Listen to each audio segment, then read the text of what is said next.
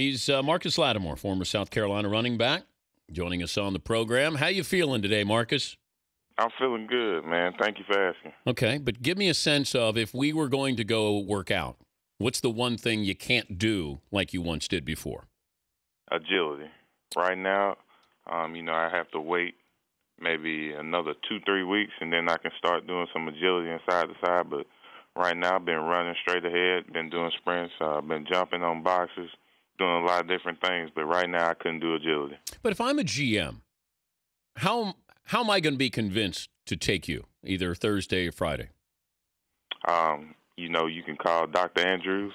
He's the one who did my surgery, and he'll tell you that, everything that's going on and, that I'm going to be in good shape come 3-4 months from now.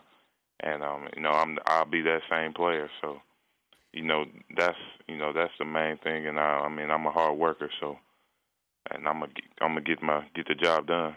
Are teams calling Dr. Andrews to find out about your knee? Yes, sir, they have. And, he tells me about it. He tells them everything he tells me. He just tells me to keep working hard and everything's going to work out. Who did Dr. Andrews work on who had a similar knee surgery to you? He's worked on a bunch of guys that's had this injury, but, Adrian Peterson, he kind of had something similar, but it wasn't as bad. Willis McGahee, Frank Gore. Wait a minute. Adrian Peterson's knee wasn't as bad as yours? Oh, no. Nowhere near. Wow. Okay, clear up what exactly was the devastation in there? What was the knee injury?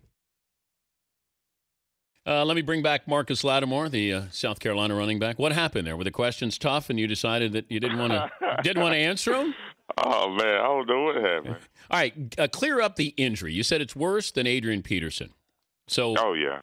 Okay. How bad is it? What was torn, broken, whatever? I had a dislocated kneecap, and I tore my ACL, LCL, and PCL while that happened. So. It was kind of similar to Willis McGahee, what he had in that Miami game, his national championship game. So it's kind of more similar than that. Yeah, Adrian, I think, just had ACL and MCL. Who did you hear from, running back-wise? Did you hear from Willis McGahee? Yes, sir, I did. He was one of the first people to call me. Frank Gore? And, Frank Gore also. I heard from a bunch of different guys, a bunch of defensive guys that have had it too. And a lot of guys were down there at Andrews Institute that had, knee injuries, Terrell Thomas, a bunch of guys. But you look at the recovery time with this, and they talk about it's a year. Is that about right, or is yours a little bit more than that, considering you dislocated the kneecap? Yeah. It's around a year, but it really depends on how you feel. You know your body. You know how it reacts to certain things. So, it's a year to, 15 months. But here you are on Thursday night. You're not going to be drafted in the first round, but you're going to sit there and go, or will you go, what if? What if I was healthy? What if I didn't blow out this knee? Where would I have gone? Yeah, when it first happened, I really did ask why me and, what if. But, as the days pass, I just realized everything happens for a reason. And, God doesn't make mistakes. And, I'm happy with where I've come. I'm happy with everything that's happened, these past 5 months. And everything's just been, real smooth. What was the low point through all of this? When I got down to Andrews Institute, I was down there by myself. And, never really been by myself. And I also had this injury that, affected my career. But I guess just being down there by myself and, not really having anybody to talk to, that was one of the low points. You allow yourself to cry? Never really did.